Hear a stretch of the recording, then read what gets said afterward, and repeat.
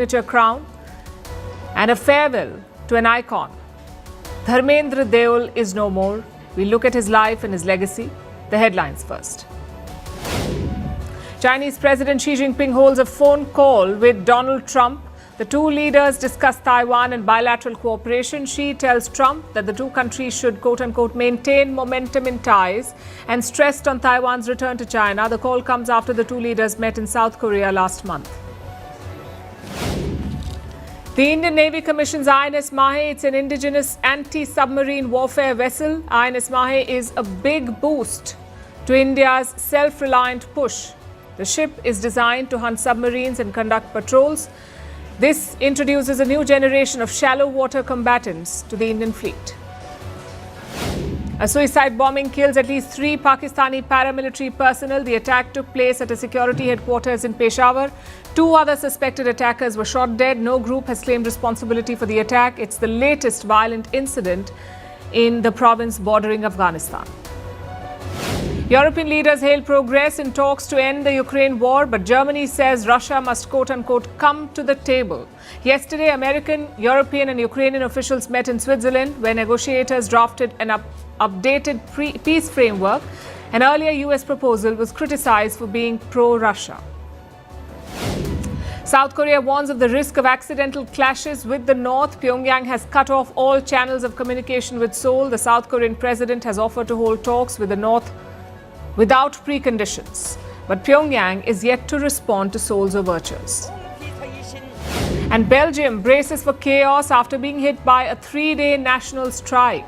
Several flights have been grounded and many trains cancelled. Tomorrow, schools, creches and hospitals will join the strike.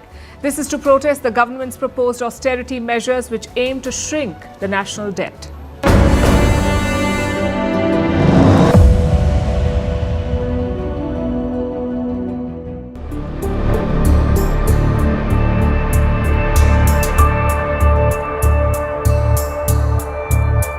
जहां तक जमीन की बात है तो बॉर्डर्स तो बदल सकते हैं, क्या पता कल को सिंध भारत में फिर से वापस आए।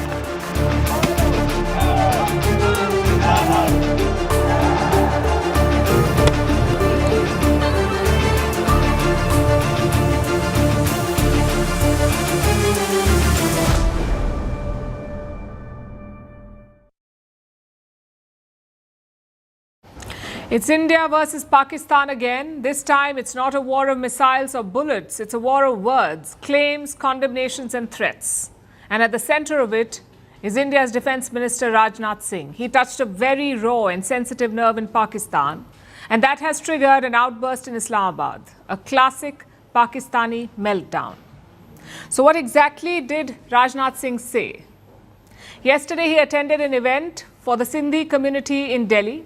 Now, Sindhis are an ethnic group. They belong to the Sindh region in present-day Pakistan. During partition, this community got divided. More than 1 million Hindu Sindhis fled to India, while the Muslim Sindhis remained in Pakistan. It's a bloody and traumatic episode from 1947. We'll come to it later. But today, Sindh is a province of Pakistan, and Rajnath Singh tried to undercut Islamabad's control over it. He said borders can always change and that Sindh could return to India one day. आज सिंध की भूमि, मेरे बहनों भाइयों, यह भारत का हिस्सा भले ही न हो, लेकिन सभ्यतागत रूप से सिंध हमेशा भारत का हिस्सा रहेगा। और जहां तक जमीन की बात है तो बॉर्डर्स तो बदल सकते हैं, क्या पता कल को सिंध भारत में फिर से वापस आ जाए। This has rattled Pakistan.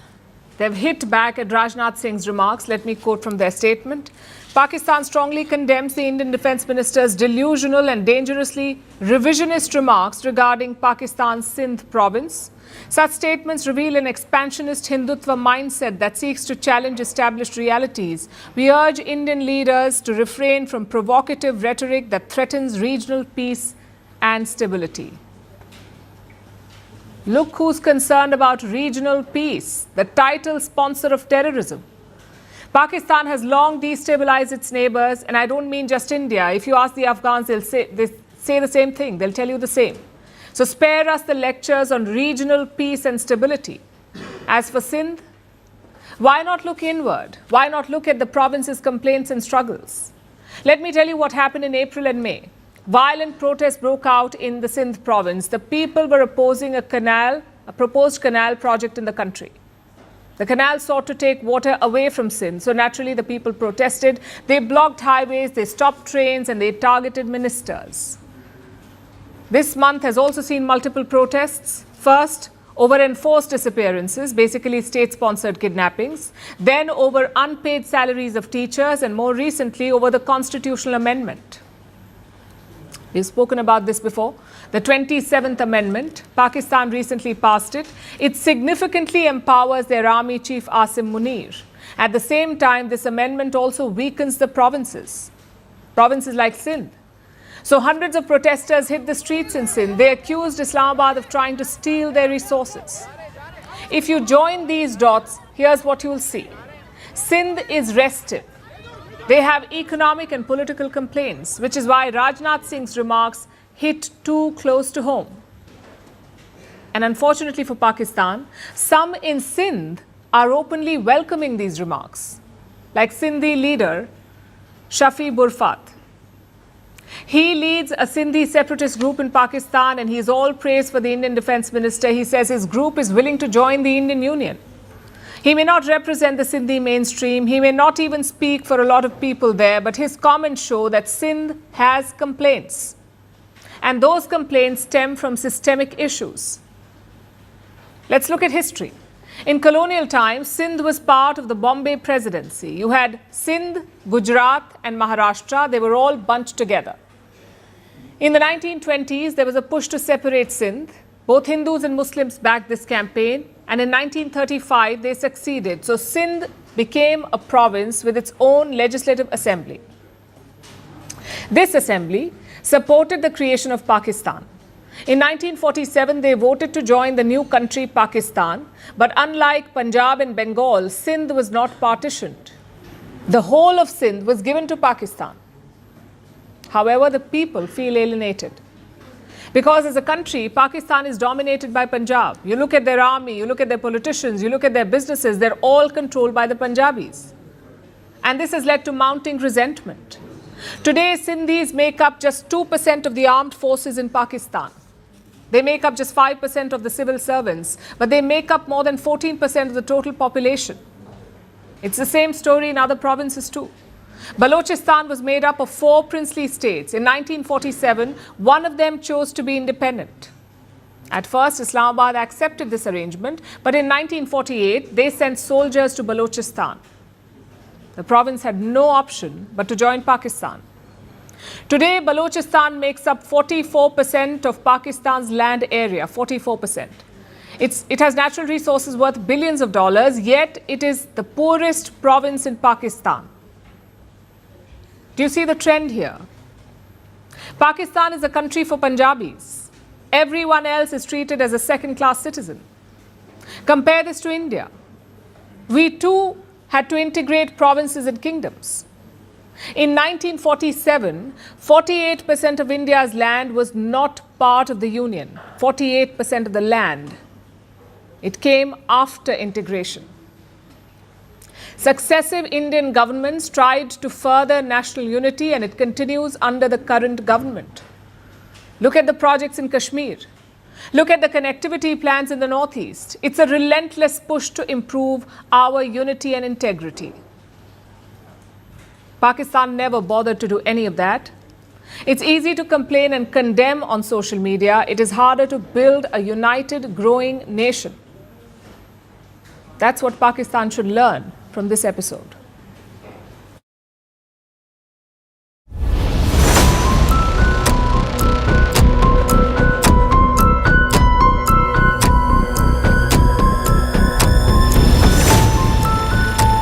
Summit is therefore closed.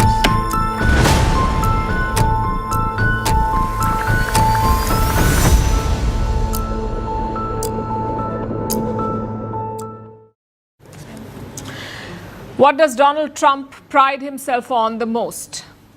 Getting a deal with his name on it. From agreements to declarations to peace plans, he wants to be the one who breaks deadlocks. He wants to be the leader who shapes global outcomes. And that was his plan for the G20 summit too. Trump tried to take control from the outside.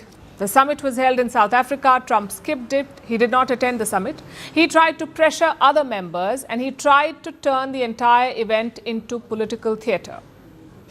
Only this time it did not work.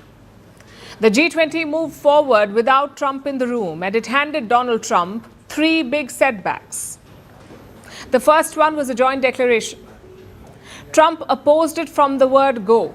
From the moment he refused to attend the summit, he was against the joint declaration. He even tried using his allies to get his point across. But South Africa navigated the situation quite well. Since they were the host country, their president chaired this summit. That's President Cyril Ramaphosa. He opened the summit by adopting the declaration. It was a 2-day event. Usually, the declaration is adopted at the end of the summit, not at the beginning. But South Africa flipped the script. President Ramaphosa said the text had unanimous support. This was despite America's opposition and Argentina's objections. Argentina's president is Javier Milei. He's very close to Donald Trump. He too skipped the summit. He sent his foreign minister instead. And this Argentinian minister tried to do his best to block the joint declaration, but eventually it went through. Adoption of the declaration from the summit sends an important signal to the world that multilateralism can and does deliver.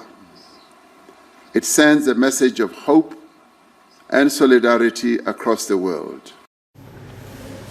To add insult to injury, the declaration had everything that Trump did not want. It mentioned energy transition, climate change, and gender equality, and it was adopted without inputs from the White House. A White House official later called this move, quote-unquote, shameful, but South Africa stood its ground. It was a quiet but firm rebuke to the Trump administration and their pressure tactics. And this was the first clear setback to Trump. The second one came on the sidelines of the G20 summit. 3 major powers from the global south came together. That's India, Brazil, and South Africa. Their leaders met in Johannesburg and they revived an old trilateral grouping. It's called IBSA, the India, Brazil, South Africa Dialogue Forum, IBSA, India, Brazil, South Africa. And this was no routine photo op. It was the first high-level IBSA meeting in more than a decade. And it happened thanks to Trump's aggressive trade policies, the tariff war. It has pushed these countries together. They're coordinating a joint response. They're building an alternative platform for cooperation, and the absence of China has helped. You see, just like Donald Trump, Xi Jinping, the Chinese president, also did not attend the G20 summit. And this gave the IBSA leaders a chance to get together, to accelerate their own agenda and to promote multilateralism. President Trump has been demonstrating this for several months now. He has already withdrawn from UNESCO and the World Trade Organization. He is attempting to preach the end of multilateralism in practice, trying to strengthen unilateralism. I believe multilateralism will prevail.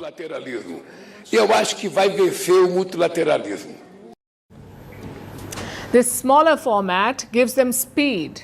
The 3-member countries can coordinate faster and take decisions quickly. Remember, these countries are part of the BRICS too. India, South Africa, Brazil, they're all original members of the BRICS as well. But with a smaller group like IBSA, they get more flexibility. And this also shows how alliances are shifting, how countries are pushing back against Trump's pressure tactics. So that's the second setback for the US president. The third one was not just a diplomatic defeat, it bordered on humiliation for the United States. As the summit closed, President Ramaphosa banged the gavel to mark its end. Now say that this gavel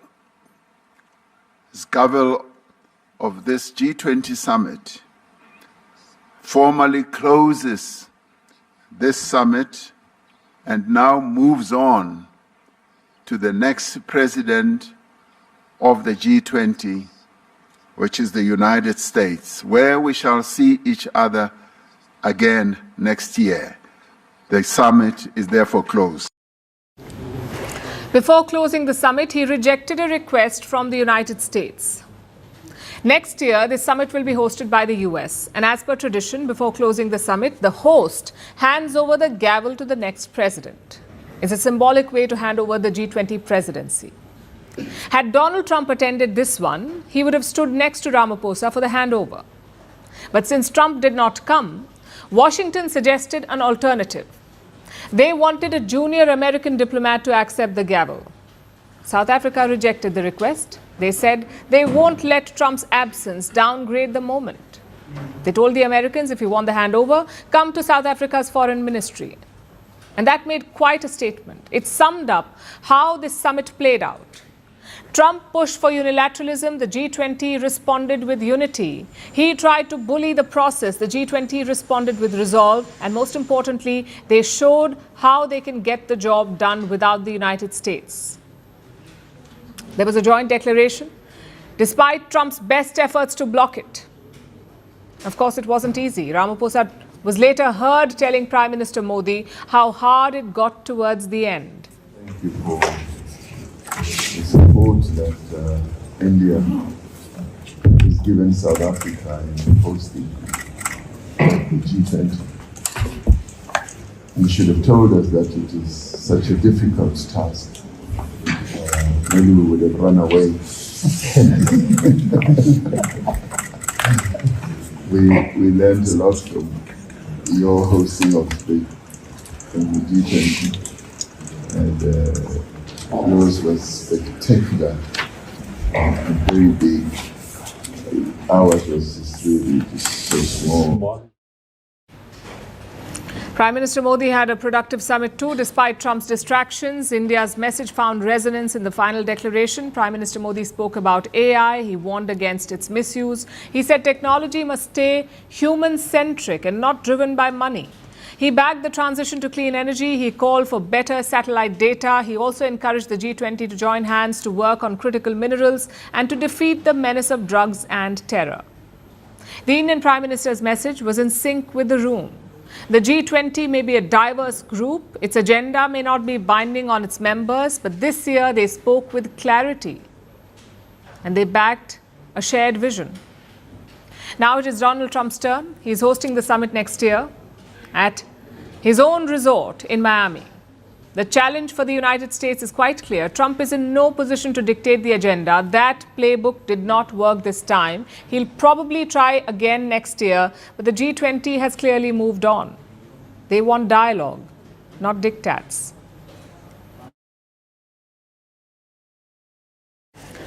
Consensus is often the absence of leadership. Famous words of Margaret Thatcher, former Prime Minister of the UK, and now gospel for Sanae Takaichi, the current Prime Minister of Japan.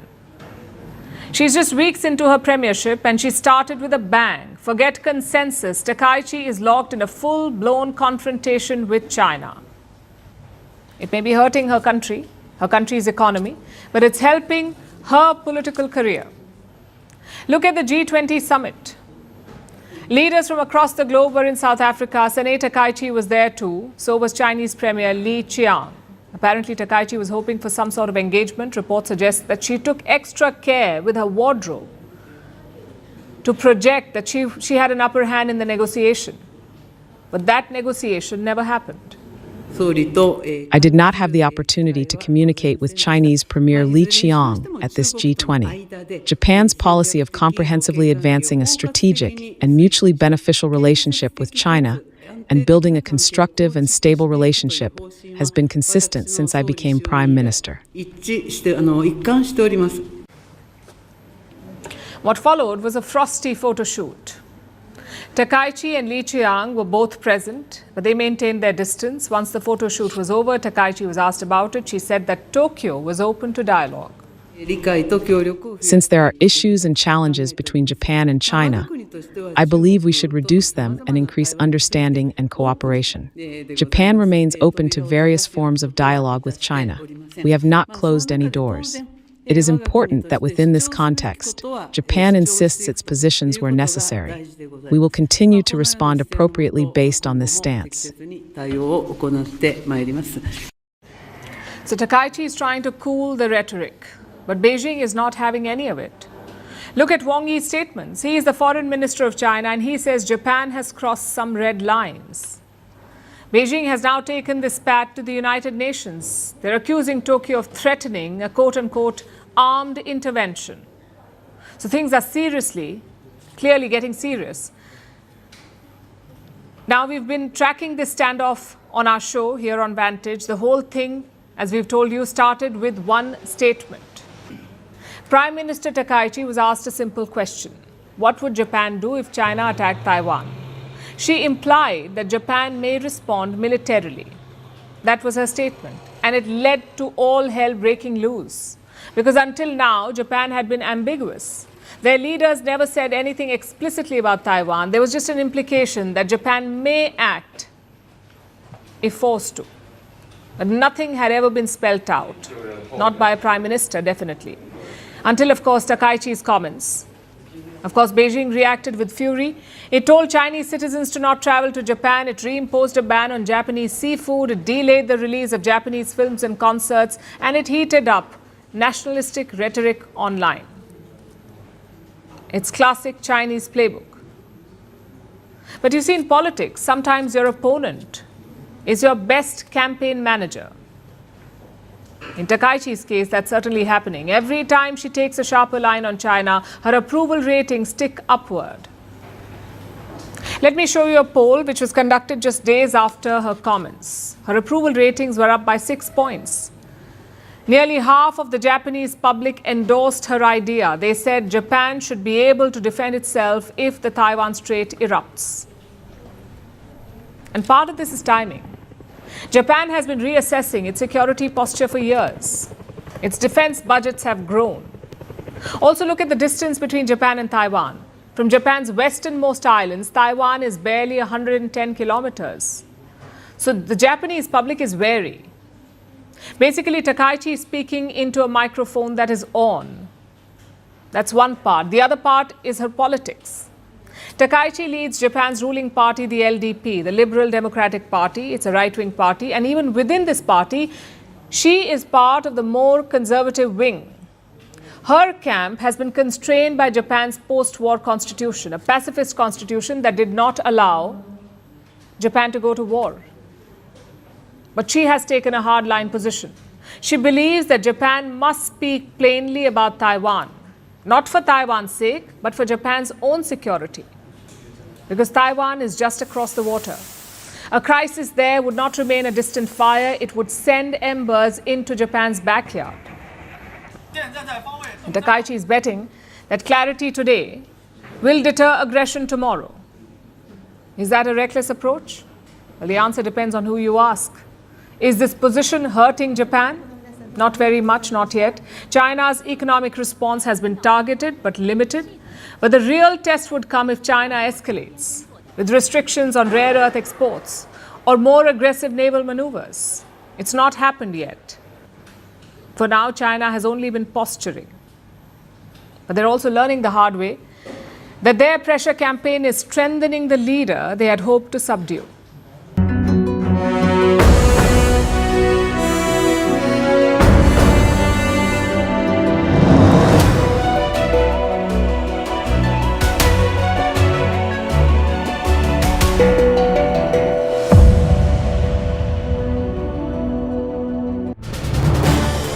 This is News 18 Network.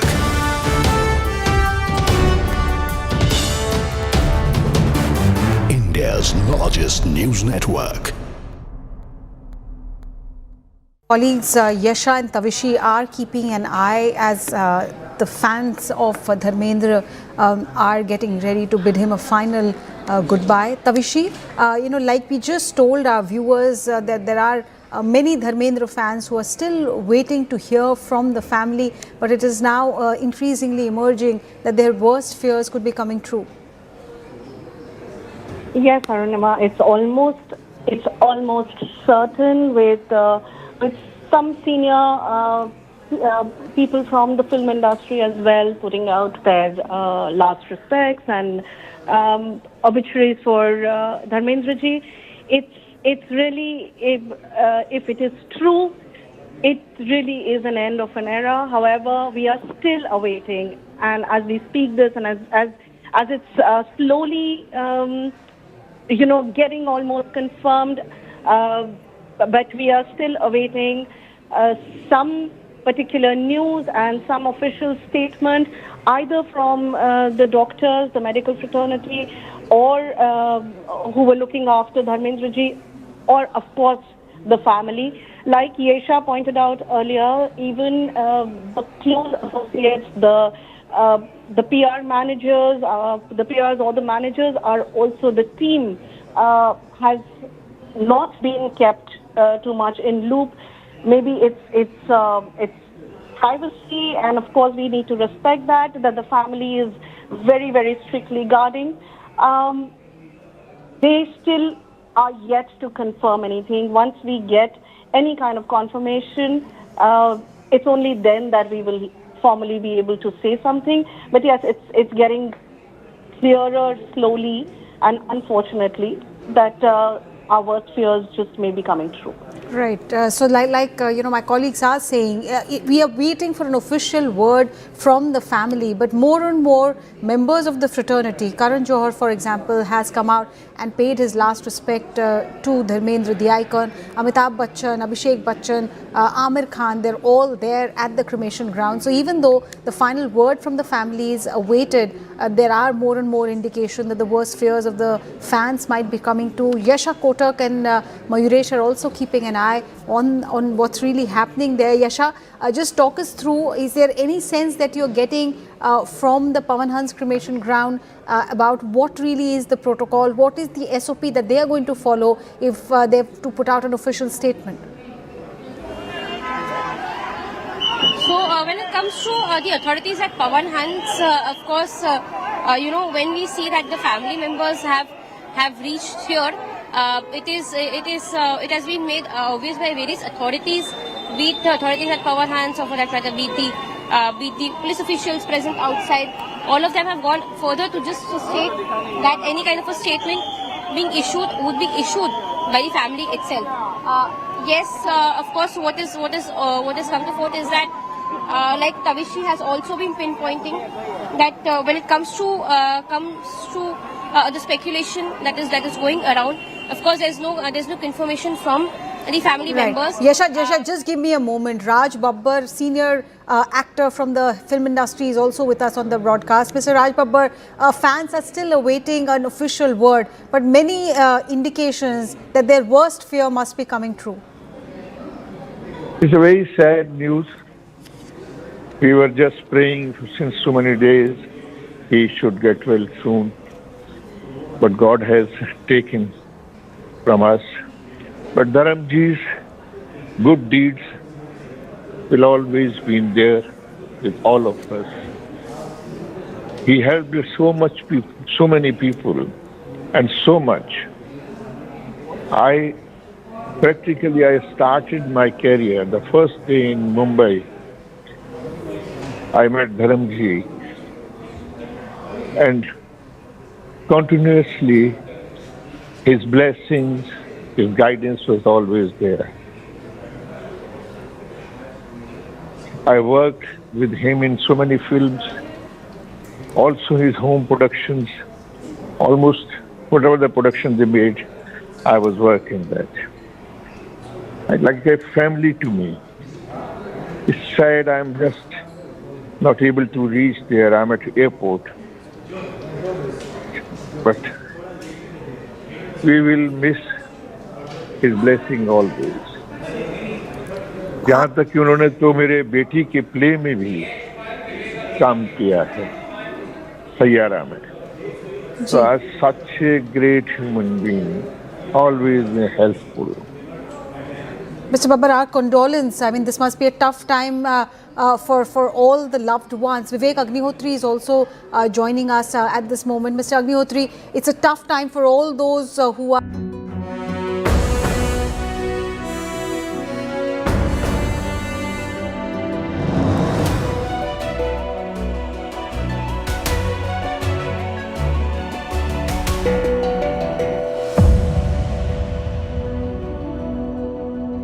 Department of Government Efficiency, DOGE, DOGE. When Donald Trump took office, it was the talk of the town. DOGE had billionaire Elon Musk, it had the mandate, it had the chainsaw. This is the chainsaw for bureaucracy. Chainsaw! Pretty dramatic even for Trump and company. DOGE came with a grand promise. They will cut government waste and save $2 trillion for America. 8 months later, DOGE is history. The department is being disbanded. It was supposed to run until 2026. It barely survived a few months, and it makes for an excellent case study on performative governance. So what explains the rise and fall of DOGE? As Trump took office for a second term, DOGE was unveiled as some sort of high-tech project, sort of like Silicon Valley meets bureaucracy. Elon Musk was the poster boy, and its mission was quite simple: cut waste, fire people, save money, and remake the US government more efficiently. DOGE agents stormed government departments unannounced. Some even refused to identify themselves. Budgets were slashed overnight. Musk insisted it was the most transparent organization ever, which was funny because nobody could actually see what they were doing. To further combat inflation, we will not only be reducing the cost of energy, but will be ending the flagrant waste of taxpayer dollars. And to that end, I have created the brand new Department of Government Efficiency, DOGE. Perhaps you've heard of it, perhaps. Which is headed by Elon Musk, who is in the gallery tonight. In the first few months, DOGE's impact was impossible to ignore. Over 200,000 federal workers were laid off, another 75,000 took buyouts. Entire departments were reshuffled, long-standing programs vanished overnight, and the DOGE staff, well, they lived in their headquarters. And I mean literally. Reports say they had clothes, bedding, and makeshift dorms. Elon Musk himself was camping close to the Oval Office. All seemed to be going good for them, but then came the feud. If DOGE had a villain origin story, this was it. The Trump-Musk bromance fell apart. They broke up publicly. There were online jabs, there were leaks, even some snarky one-liners. The whole of Washington had a front seat to this drama, and by June, Elon Musk had fully stepped away from DOGE. He has since left Washington, D.C. This is not the end of DOGE, but really the beginning. My time as a special government employee necessarily had to end. It was a limited time thing. It's 134 days, I believe, which ends in a few days. He left behind a fractured department, a leadership vacuum, and two factions of DOGE loyalists. The White House finally intervened. They booted out the remaining Musk loyalists. DOGE became a silent spectator, and now it has finally been shuttered. The Office of Personnel Management was asked about it. The director said DOGE no longer exists. What happened to its employees? Well, they have moved on. They're working with other departments, which brings us to the big question. What was the point of all of this? What was the point of DOGE? It claimed to have saved, and I'm quoting, tens of billions of dollars, but experts could not verify a single dollar they saved. After all, the department did not present any public records. And forget saving money, government spending has gone up in the past few months. As for federal efficiency, ask the departments that were gutted by DOGE. They are now struggling to rebuild their teams. So it just created a lot of chaos and then delivered nothing. This was a department that was sold as a revolution. It fizzled out in mere months. And here we are after months of headlines, hysteria, firings, fights, and a billion memes. DOGE ends very differently from the way it began. A loud promise, but a quiet exit. There were no grand reforms, no giant savings, no government revolution, just a department that kicked up more dust than it ever cleared. And in the end, DOGE did not cut government waste, it became government waste. You could say the only thing it delivered was a lesson for all leaders. Governance is not a stage show. Efficiency is not created by shock and awe. It has to be built with systems and discipline.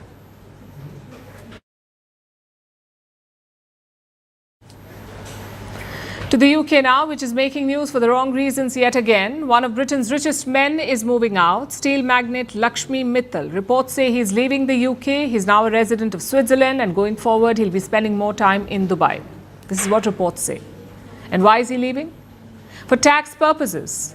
Apparently, the ultra-rich do not feel at home in the United Kingdom. And the reason is rising taxes on capital gains and inheritance.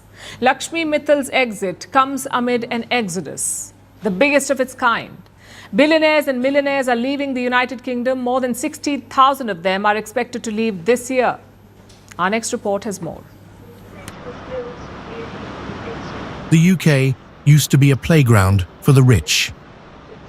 Tax breaks, luxury real estate, global finance. But that's changing fast.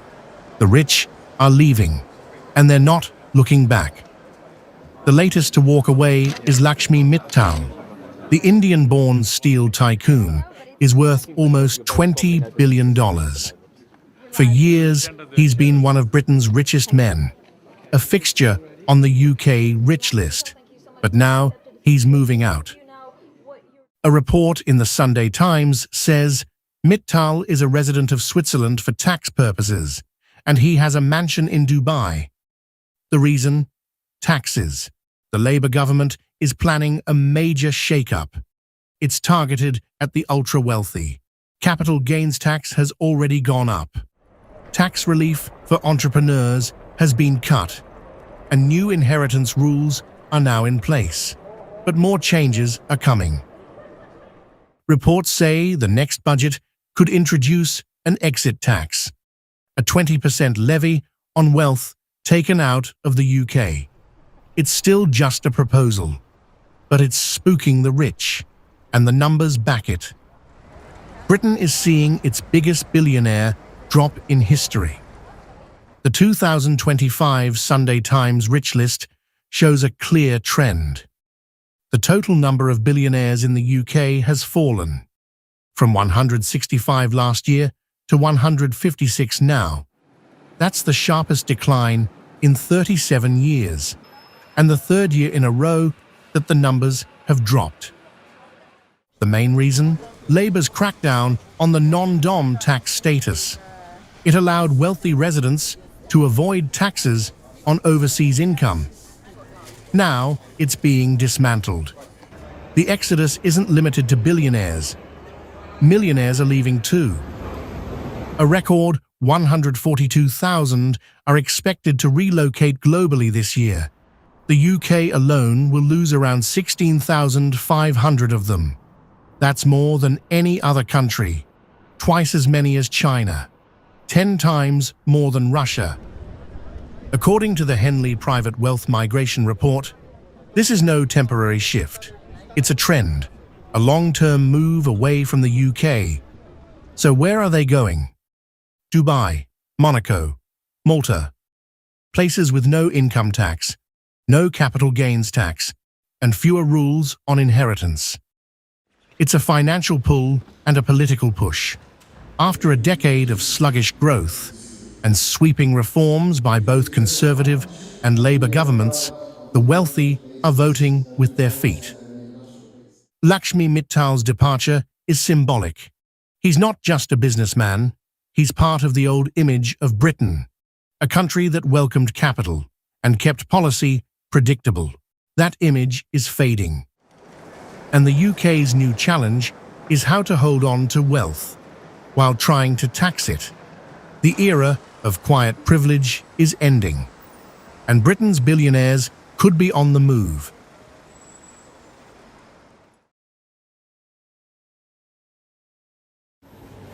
Here's a story that sounds like the 1990s, a Middle Eastern country ravaged by war, a proxy battle between the West and Russia, and a new hunt for oil.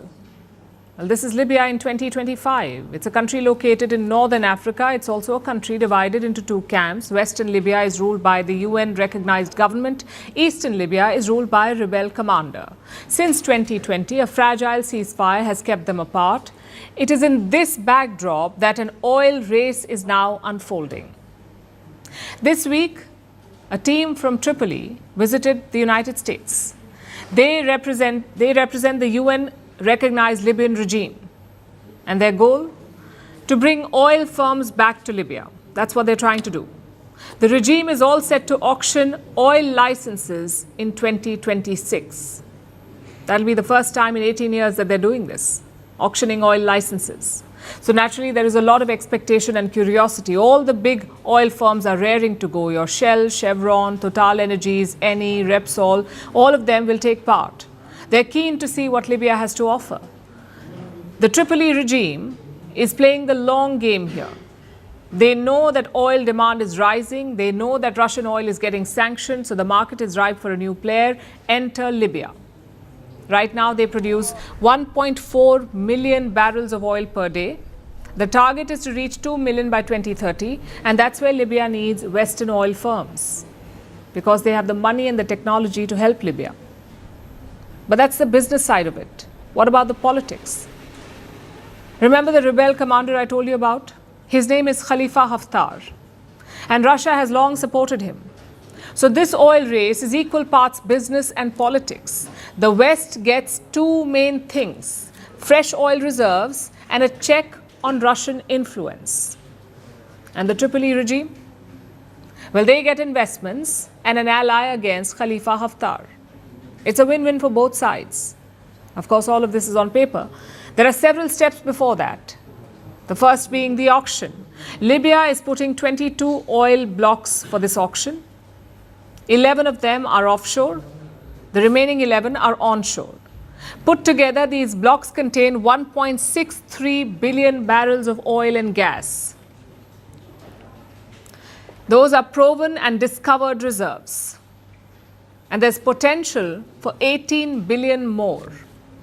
The bidding will start in February next year. After that, the extraction will begin. Needless to say, security will be a key issue. Khalifa Haftar and his sons control key oil assets in Libya. They also have access to Russian military and technology, so expect them to fight back.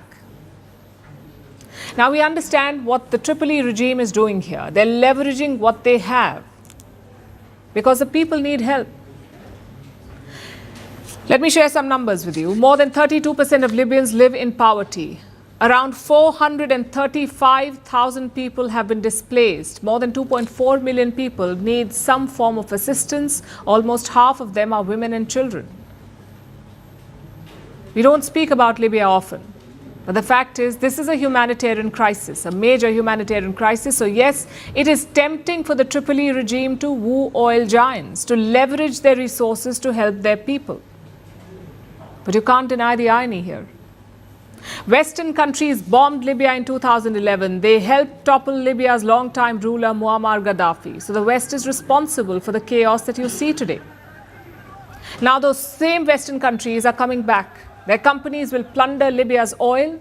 They will make huge profits. Meanwhile, Libyans will await their trickle, whatever is left after corruption and commissions. Do you see the irony here? Gaddafi was a brutal dictator. He stamped out free speech and dissent, but he also ran a welfare state. Libya used to be the richest country in Africa. They had the highest per capita GDP and life expectancy, but today it is a failed state, all thanks to Western nation building. Because the West thought they could decide who will rule Libya. As this new oil race heats up, we can only hope that there isn't a repeat. Yes, money and technology will pour in, but we hope it reaches the people of Libya, not just Western oil giants and their agents.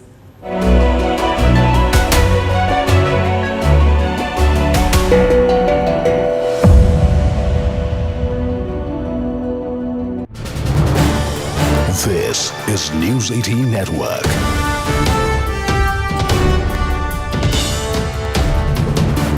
India's largest news network. Colleagues Yasha and Tavishi are keeping an eye as the fans of Dharmendra are getting ready to bid him a final goodbye. Tavishi, like we just told our viewers that there are many Dharmendra fans who are still waiting to hear from the family, but it is now increasingly emerging that their worst fears could be coming true. Yes, Arunima, it's it's almost certain with some senior people from the film industry as well putting out their last respects and obituaries for Dharmendra ji. It's really, if it is true, it really is an end of an era. However, we are still awaiting, and as we speak this, and as it's slowly, getting almost confirmed, but we are still awaiting some particular news and some official statement, either from the doctors, the medical fraternity, or who were looking after Dharmendra ji, or of course the family. Like Yesha pointed out earlier, even the close associates, the PR managers, the PRs or the managers are also the team has not been kept too much in loop. Maybe it's privacy, and of course we need to respect that the family is very, very strictly guarding.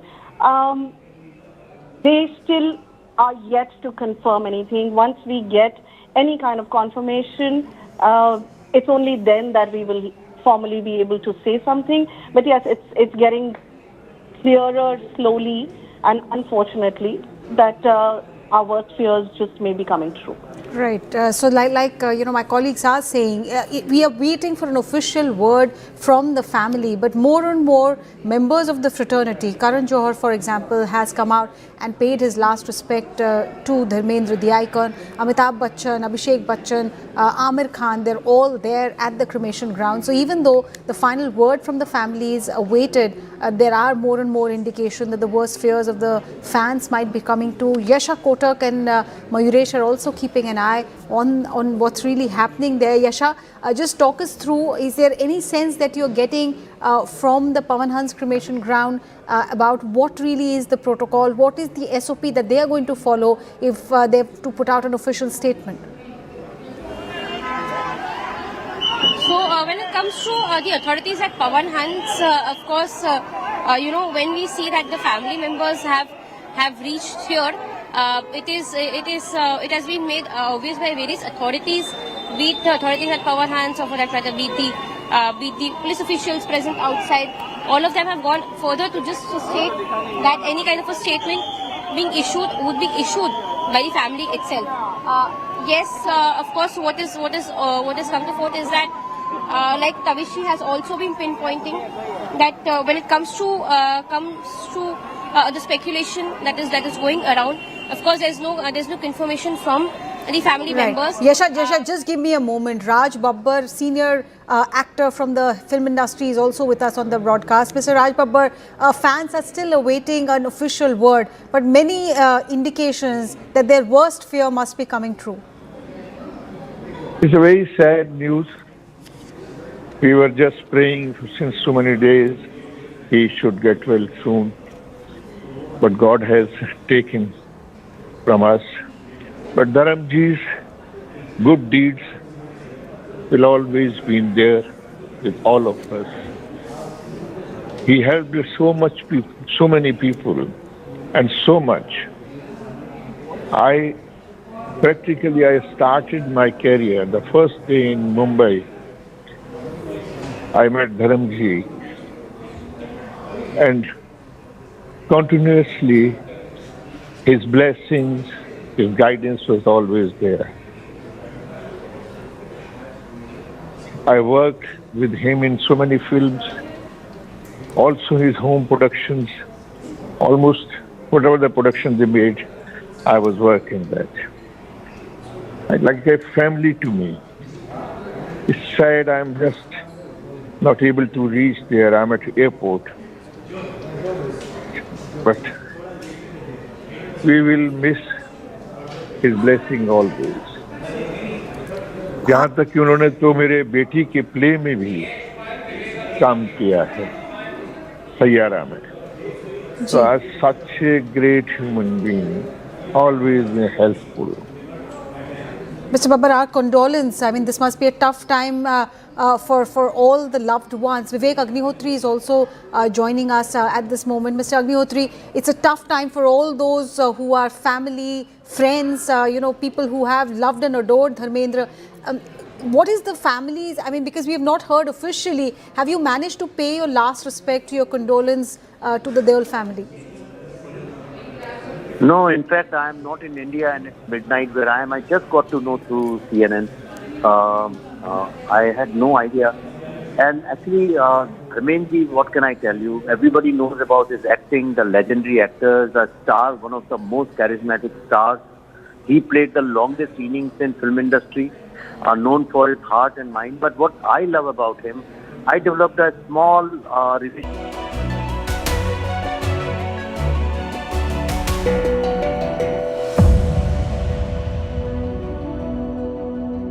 How do you measure a life in cinema? In films, in awards, or in the way millions of people feel when they hear a name? Today that name is Dharmendra. He was one of India's biggest film stars. For more than 60 years, he defined what a Bollywood hero looked like. Just saying his name brings back memories of Sunday afternoons watching his iconic films, of dialogues people still repeat, and of a man who made heroism feel warm, human and real. He was called the He-Man of Bollywood. But what made him unforgettable was not just his strength, it was his heart, his simplicity. Today, at the age of 89, Dharmendra has passed away, and Indian cinema will never quite feel the same. At First Post, we offer our deepest condolences to his family and to the millions who grew up loving him. Indian cinema has lost one of its brightest lights. A man who shaped the childhoods of millions. A man whose smile, voice, and presence defined what a hero felt like for more than 60 years. Dharmendra passed away in Mumbai today at the age of 89. He spent his final days at home, surrounded by family, after weeks of fragile health. For many people, the news has felt like losing someone from their childhood. Because Dharmendra was never just a star on a poster. He was a presence welcomed into homes and into memories. His journey began in 1935 in Punjab's Ludhiana district. He was raised in a humble Jat Sikh household where his father was a school teacher. Life was modest, but his imagination was large. He watched his first film as a teenager and felt an instant pull towards that world. That feeling carried him to a national filmfare talent contest, which he won. It brought him to Mumbai, then called Bombay, with little more than hope and courage. And it slowly turned a young man from a small village into one of Indian cinema's most loved heroes. His early films helped him and his footing. Then Phool Aur Patthar revealed a leading man who could be intense and gentle in the same moment. From there, his career took off. Yaadon Ki Baarat, Mera Gaon, Mera Desh, Sita Aur Geeta, Dream Girl, Sholay. One performance after another carried the ease and warmth that audiences loved. Many of his dialogues became part of everyday conversation. People still repeat them because he delivered them with honesty and heart. Across genres, he remained effortless. Humor in family dramas, sincerity in action, and tenderness in romance. Audiences connected with him instantly. Beyond the silver screen, his personal life also captivated the nation. And over time, his family became one of Hindi cinema's most recognizable families. There was also a brief period in public service. He served as Member of Parliament from Bikaner between 2004 and 2009. But he eventually returned to the world that felt closest to him. In his later years, every appearance carried a sense of nostalgia. Each film reminded audiences of the screen legend they had grown up admiring. In a way, his story continues beyond today. His final performance in Ikkis will be released this December. It is the last glimpse of a man who gave 6 decades of his life to the craft he loved. Dharmendra was honoured with the Padma Bhushan in 2012. He also achieved the Filmfare Lifetime Achievement Award. But he often said that the affection of ordinary people mattered more than any accolade. Within minutes of the news breaking, that affection poured forth. President Draupadi Murmu said his legacy will inspire generations. Prime Minister Narendra Modi said his passing marks the end of an era. Actors from every decade shared memories of kindness, warmth, and generosity. Dharmendra's journey was never only about fame. It was about a boy who dreamt big, a man who stayed grounded, and an artist whose warmth made millions feel like family. Our joke of the day is actually the joke of the weekend. It all began on Friday. New York's Mayor-elect Zohran Mamdani visited the White House. The world was bracing for a tense meeting, maybe some shouting or some snide remarks. Instead, we got a love fest. Trump said that Mamdani would make a great mayor for New York. This is the same man he called a communist and a total nutcase. All that animosity was forgotten on Friday. The next day, on Saturday, Trump also updated his look. The white shirt and tie was out. Trump was seen sporting a new neckwear, and on cue, the internet exploded.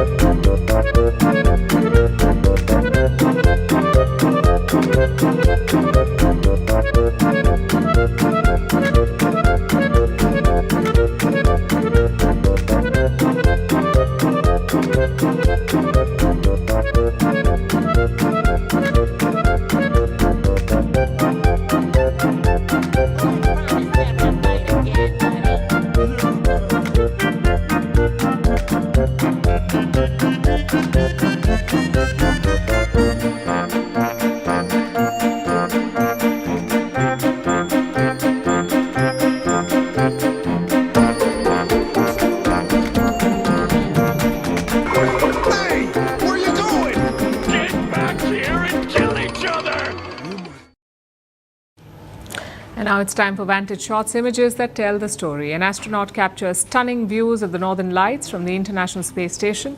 Myanmar's military destroys buildings used as online scam centers as it continues its crackdown. And winter swimmers brave 30 degrees Celsius in Russia. Finally, we are taking you back in history. On this day in 1859, Charles Darwin published his book on the origin of species. The book talked about the theory of natural selection. It changed the way mankind viewed evolution. The book became one of the most influential books of modern times. We're leaving you on that note. Thank you for watching. We'll see you tomorrow.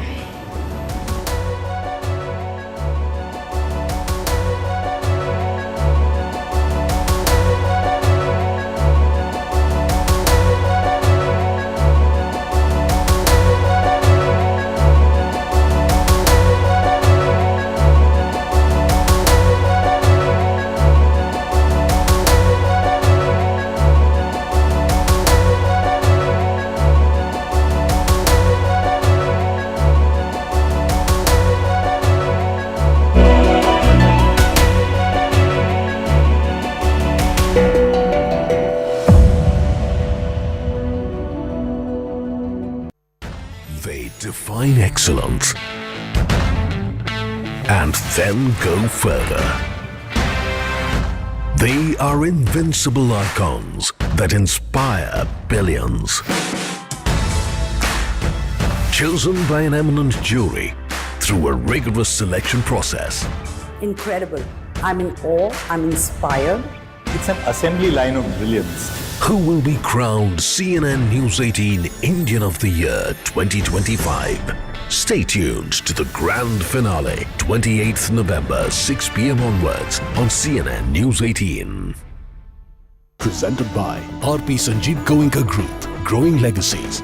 Wardrobe partner, Reed & Taylor, Bond with the best. Powered by Reliance Industries Limited.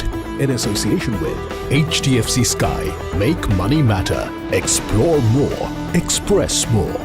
LIC. Har pal aapke saath. And Polycab. India's safe, happy connection.